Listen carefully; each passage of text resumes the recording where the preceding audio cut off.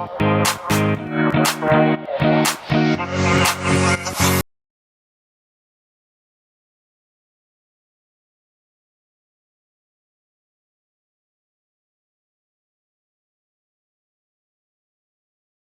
Oros.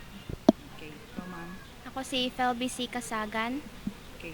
Among pangumustahon ang inyong nga sitwasyon na itong nga higayon nga nahitabong insidente sa bombing dito sa Marawi. Hain mo itong mga higayuna o sadyang inyong nasayran sa inyong nga reaksyon.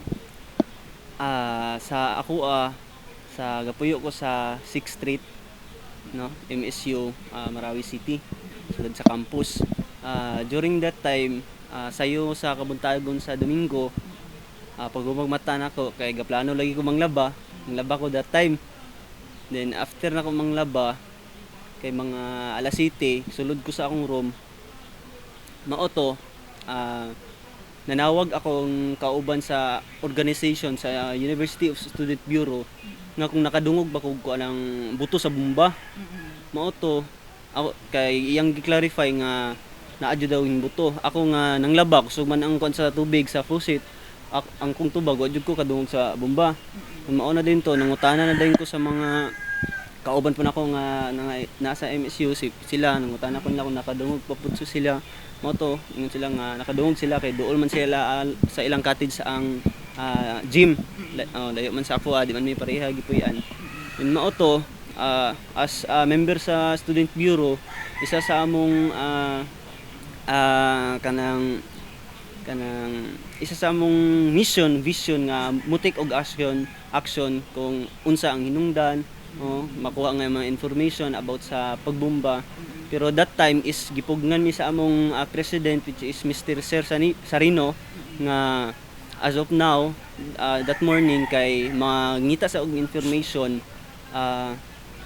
through social media lang through GCs, bawal sa moadto sa gym kay wa ta kabalo asa pa ang lugar nga naibomba ba, or naigranada ng anong pagpabomba nga nahitabo.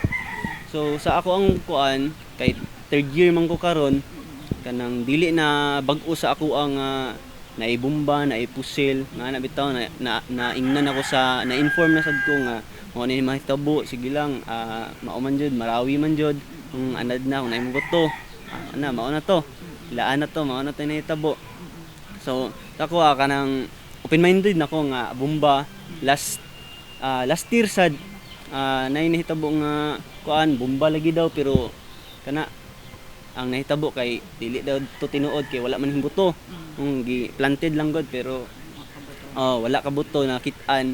Mao tong wala ra pod mi para dili makuan ang mga estudyante pod nga ana. Then sa ako at that time, pulba jud bisag third year ako, pulba nga na ipagbomba ana bitaw, bisag kanang mukuan nga pusil, tingog nga pusil nga pila ka buto, bung bung bung, bisag tulo ka kuan, kabalo naman na patay pusil na to ana. Okay. Kuan naman kanang aware naman ko nga hingadto ang kuan panghitabo. Dayon during that time no sa ako ang case kay afterwards ana mga alas 9 na kabalo ko sa GC namo sa USB nga nag-lockdown na ang MSU. Wala pwede makagawas, wala pwede na makasulod. Nilak na ang mga entrances, mga exits. Then kahuna-una ako nga kanang ang sa una bitaw sa SIDS nga mga estudyante luoy kayo nga kanang pagbakwit nila nga asa sila gadagandagan tago nga asa sila pwede makagawa sa campus, at bisag makagawas lang sa campus paingon sa baba sa town, okay na kay na sa ila sa una. So at that time akong naghuna-unaan jud nga as of now sayo pa mga og tabang sa city, mga og tabang sa province. Mao to sa nagpost ko nga katong post nga kit-an sa social media, mao to ang isa sa akong gibuhat. And also chat usab ako kay Sir Maki Katani para sa assistance sa province kung pwede ta maka-order nga immediate assistance para sa transportation, sa repatriation sa kaubanan ako mga estudyante.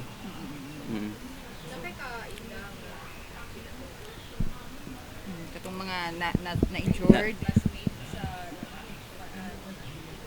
Naa ma'am. Mga more or less 7 ang taga kuan, same na kog College of Agriculture. Taga-asa Na sila? ibayi, na ilaki, na anak maestra. Inside the campus lang gihapon, laing cottages nga kuan. Pero taga-asa sila, dili sila taga diri sa ato asa mismo. Dili. Ngay taga Zamboanga del Sur nga province. Mm. Ano.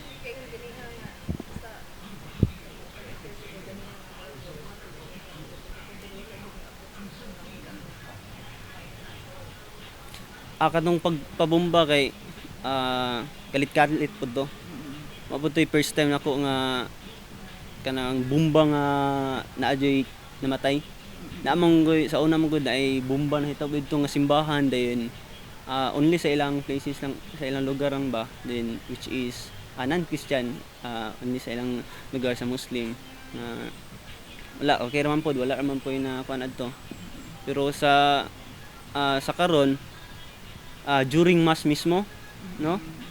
Christian kuan, which is very controversy man gud siya nga issue kay between Muslim and Christians nga wata kabalo unsay pwedeng malid na tang information ba unsay hinungdan o kalat gyud siya nga kuan kanang unsay hinungdan ato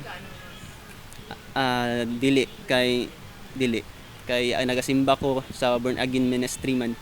Oo, which is lahi ang among venue dito sa annex sa SLH.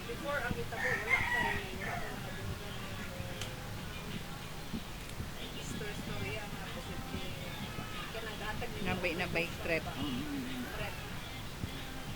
Ang ubang ko na information nga dili mi ka confirm, no, labi na sa among org sa USB di mi confirm nga tinuod ba jud nga na information nga 3 days daghan na daw mahitabo nga evacuation.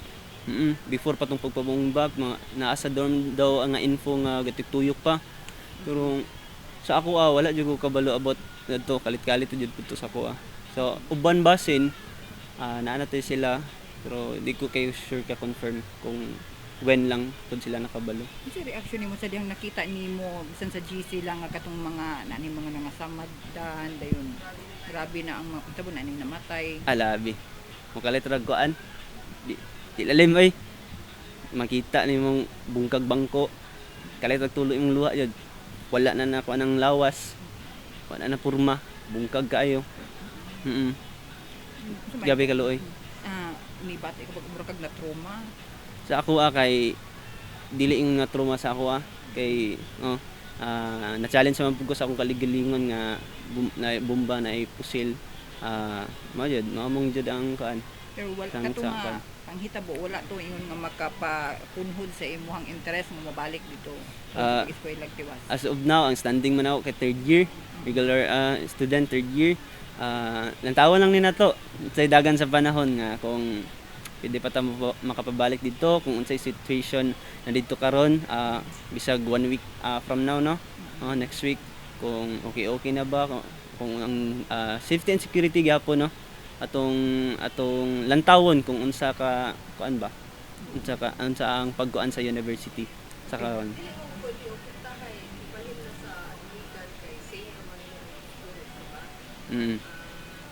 Wala ba chance? Kuan Course. depende ka po na sa course, ma'am. Kay IET and MSU Main mas daghag gi-offer nga program ang MSU Main. Labi na sa agriculture sa kurso na akong BSA Horticulture. Wala may agriculture sa IIT. Wala agriculture. Wala. Kung mubalhin man ka akong eskwelahan, back to zero ko nga kuan kanang ako kabalog unsa pod nga ipadayon na ako ang kurso ng agriculture or lahi ba nga kurso akong kuhaon na sa kabalaan ni.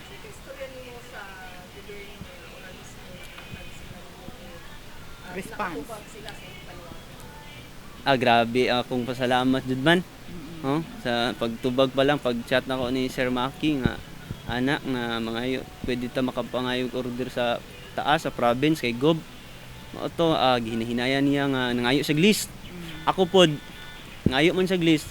Mao to ako laing mahuna-unan nga kato mag post ko sa sa Facebook, no? Mao to din i-mention siya nako ang People of Oroqueta nga page para mas daghan makakita ba. Pang tag sad ko sa mga kaubanan nako dito sa marawing estudyante para dali ra mo spread ang information na kung kinsa tong mga estudyante, mga ginikanan, mga faculties, na may kauban mga faculties, dili lang to estudyante nga uban sa repatriation faculties as well. Dayon mga relatives, friends, no, nga ilang mga anak nga naa dito nag-eskwela pwede na to lista sa finally sa repatriation. Mao to ma'am. Yes ma'am. So unsay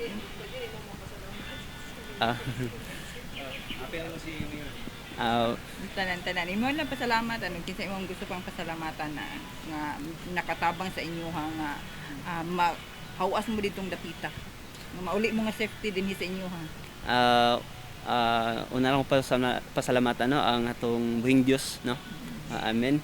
Sa labi na sa tanan misnon di lang kay Oroquetanon ikato ako ang pagtabang dili lang to para sa Oroqueta para dito sa misnon gipang-apil pa namo ang mga gusto mo apil og repatriate gikan sa laing province na ami nakauban taga manguli ayo og dipulog. Then mao to salamat kayo sa Ginoo no nga nakaabot mi sa mga tagsa panimalay nga safe and sound. Then adako na akong pasalamat kay Honorable Governor Henry Uwaminal, no, sa immediate nga response labi na sa hatag assistance duha ka bus ang iyang gi-provide, no. Then mga kasundaluhan, mga kapulisan para sa security sa pagpaingon og sa pagpanguli. And then also kay sa atong halangdon nga City Mayor Honorable Lemuel Mirek Acosta usab tagang salamat Mayor, no.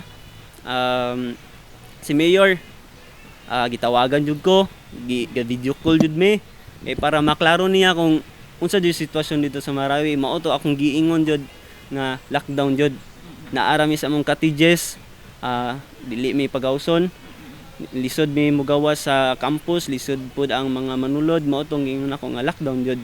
So mao to nangayo jud ko assistance nga nangayo sa number kung paano unsaon pagkig-organize sa Office of the President para sa pagsulod sa mga bus ug sa mga sakyanan gikan sa province. Also salamat sa sa CDRMO, PDRMO, no. Sila ang nag-lead kauban sa ako agahapon. Then sa Red Cross usab, sa Red Cross Oroqueta, Red Cross sa province usab. And then sa mga katong nahitabo kahapon kay dili lang to sa sa nga isa ra ang naglihok ba tinabangay, no. Makita na ko kahapon nga nagpasalamat ko sa panaghiusa sa tanan, no.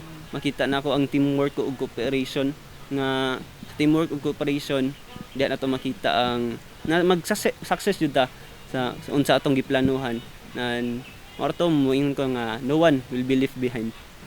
Unsay gibati ninyo pagkita ninyo sa inyong rescue? Pagkita sa ako kay sakay kung salamat usab di ay sa kanibuhi ni Sir Joel Limpahan, no. Siya ang isa sa ga-assist sa ako ang dumotor single me gitagbo na mo ang sila dito sa amay pakpak tapit. Tagbo na mo sila dito kay para mag-guide na mo sila pagsulod sa campus asa sila pwede maka-standby pinaka-safest ng lugar dito, which is dito front sa new building admin. Okay. So thank you guys sa tanan. Si ma'am. Kumusta man ka ma'am? Sa imong ngalan. Felby Kasagan. Kumusta man ka ma'am? Sa imong gibati atong higayon naman.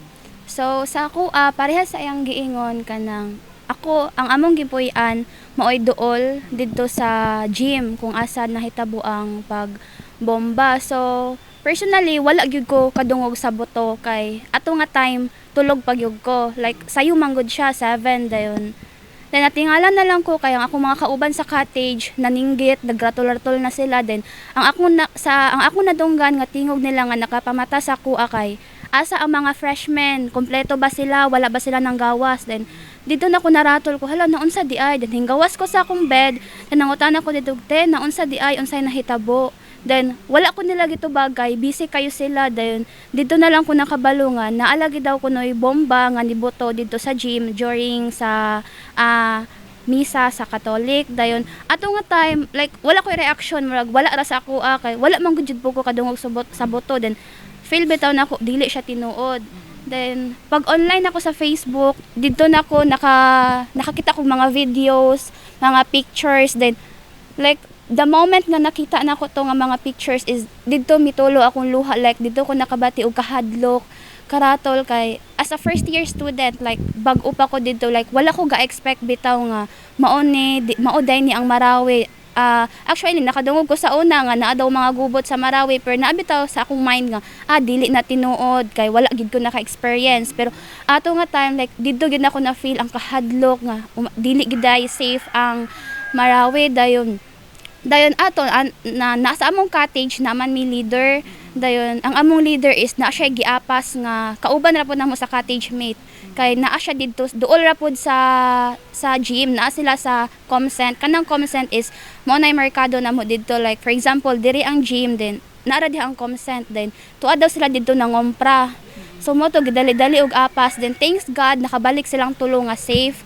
Dayon mao to pagka kita na ko adto, kalit din kong tawag sa akong mama. Si mama din akong una gitawagan kay like wala ko kabaloon sa akong buhaton. Then gipugnan na ako, duro akong luha pagtawag na ako sa akong mama kay dili na ako gusto ipa-feel saya nga nadlo ko kay para dili pud bitaw sila maratol dire ana-ana. Then gichatan sab ko sa akong igagaw nga feel ayaw mo og gawas, palihog lang diha ra mo pundo sa inyong cottage kay delikado. Dayon mao to sa sulod sa among ministry, ay sulod sa among college, ay sa among cottage na ay ministry. Kanang ministry is mura bitag mooy ginasimba na mao na ang place ang ginasimba namo didto. Then mao to after adto is nagampo gid mi didto, like gasimba mi pero solemn ra siya para dili bitaw madunggan sa uban kay mahadlok sad mi nga basin kami sunod bombahan. Dayon mao to gaampo mi didto para sa safety sa kadaghanan, sa mga victims, sa mga families nila nga nawad-an og kanang mga students, mga anak. Dayon mao to sa ako nga side naka-feel ko trauma kay first year student palagi ko. Then wala jud ko ga expect nga mao to ako maabtan, mao akong masinati, mao akong ma-experience nga even though wala ko sa place mismo, pero like duol ra gyud kaayo and then dili gyud pud siya safe sa tanan. Sa pagkakaroon unsa imong nga plano, mobalik pa ka dito o unsa? Baka mahadlok mo balik dito o unsa? Kana nga decision kay like daghan bitaw nga aspect ang akong lantawon kay first dito manggod sa MSU lucky privilege kayong maka-eskwela dito kay first walay tuition.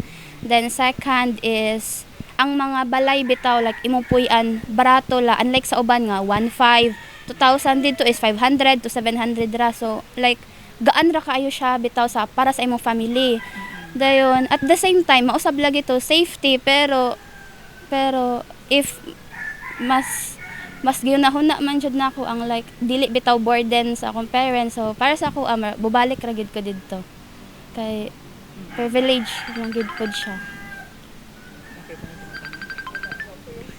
Unsay mensahe na lang nimo sa mga mensahe sa tubag sa gobyerno nga mismo wala gyud gidugay ining pag-rescue?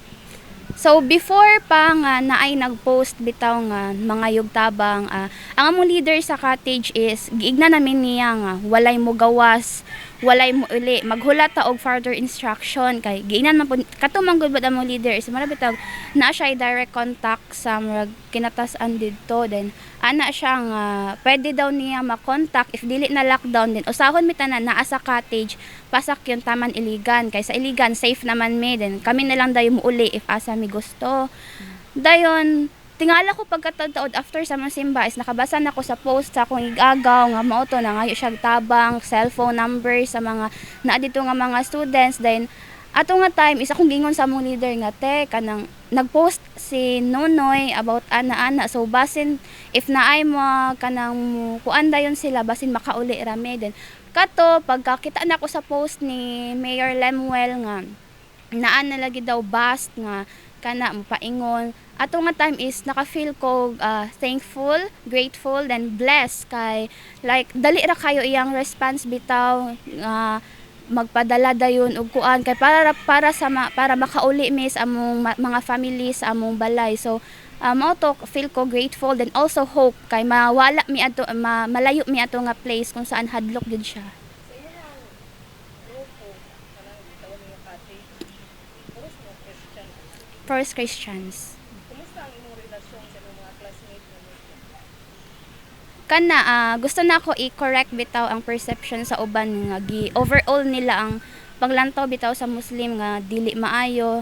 Personally ang ako experience na before atong wala pa ko dito ka eskwela is like mintuo bitaw po ko nga daotan ana-ana, pero the moment good nga naka-encounter ko nila, nahimo na ko silang friends in studies or kanang maglaag-laag, makaingon ko nga buutan sila, though naagi uban nga dili, pero dili lang pud unta natoy overall bitaw kay namang gid poy ubang Muslims nga buutan mga Maranaos pareha sa gud sa tuwa mga Christians na ibuutan na poy dili. So katong moment daw gahapon nga pagkabuto na ana sila nga ang mostly daw kuno nanabang is mga Maranao, sila mo nag-provide og kanang mga sakyanan para ihatod to didto. Then naapod to akong friends bitaw pod sa van bitaw kanang gi-offeran daw sila og free ride taman sa Iligan, then ang driver ato is Maranao. So dili, so okay ra ako like dili unta nato bitaw pod overall ang mali nga conception sa ilaha.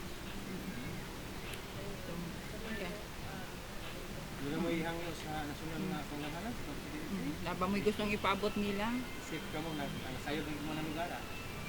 Ang gusto lang unta na ko ipaabot is like more security bitaw sa place kay since daghan man gyud Japong students nga mobalik didto kay katulad gyud para sa akong giingon nga privilege gyud ang maka-eskwela didto din, para silang giingon nga maka-graduate didto is survivor kay kana daghan kang ma-experience ana-ana. So ang ako lang gihangyo is unta taga nila security ang place kay didto manggod ang eskwelahan is mura gid siya barangay, like dili bitaw siya eskwelahan ra siya nga eskwelahan. For example, eskwelahan dire balay, mix gid siya tanan. So gusto unta na ako nga like nabitay security, then naay mga gate sa eskwelahan kay para wala bitay basta kanang kinsa-kinsa na lang ang makasulod sa eskwelahan, but kundi ang mga students ra. Kay dito manggod bisan kinsa ang mga tawo, ordinary or dili, makasulod gyud sila kay tungod lack of security. So need of privacy. Oo. Okay. So, sir. So akong ikadungag sa ano about sa security kay kini mangod nga campus university di unahon ako ang i-compare na to sa laing university.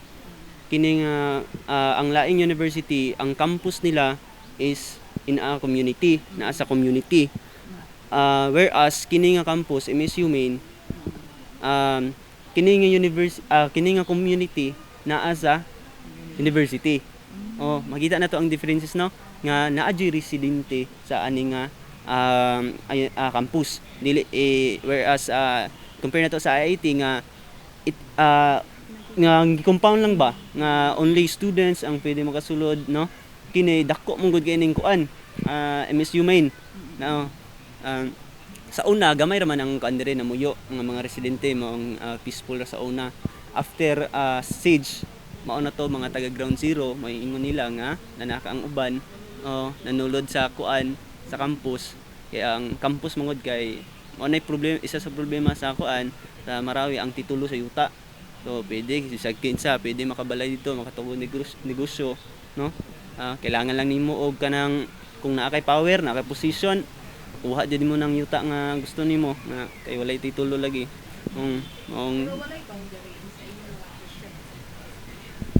Wala unsa? Wala man. Kuan lang kana lang information nga diri nga area kay dili palabi og kuan ng agi diha or ana bitaw kay naay daghag sig naay mang trip ana bitaw kana nga mga iskinita nga ana lang. So as of now no, sa atong kagamhanan sa labi na sa national no, hangyo lang namo nga walay problema sa environment sa nindot ang environment sa kuan jud sa MSU Main Marawi. Nindot eskwelahan, nindot ang education, nindot ang mga tao, mga Muslim people. Ang ako maingon lang karon kay dili kuan terorista ang nagbuhat adto nga pagpabomba no. It is not a Muslim person kay a Muslim person kay nagafollow sad na sila sa peace no. Peace kalinaw sa komunidad. Kato nga pagpabomba I believe nga terorista ang nagbuhat adto. So kung pananglitan karon og amo ka pangayon og mensahe ni adtong nagbuhat adto unsa imong gustong ipaabot nga mensahe niya Sa nagbomba?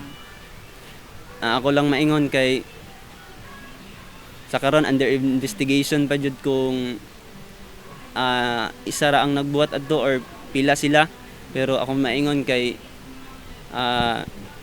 grabe wala siya kaluoy sa amo ang mga estudyante na nag-adto rami bisag layo among Pinoy-anan, nag-adto rami sa MSU Main para mag-eskwela lang jud kay I believe MSU Main has a quality of education, nindot ang environment tugnaw, and then nindot uso ang cultural diversity ba no, makamit kag taga Surigao nun, taga Davao, taga Cotabato, taga Zamboanga. It is a community nga diversified no, maong nindot kay sa feeling nga makamigo kag bisan sa asagikan.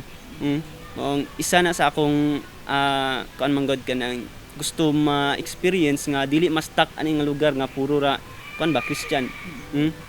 Kanang makabalo pud ta sa laing tribe, sa laing kuan group of people nga unsa ilang mga about culture, about religion no. It is kanang another opportunity nga makagain ta og understanding sa ilang mga kuan, mga konsepto sa kinabuhi bitaw.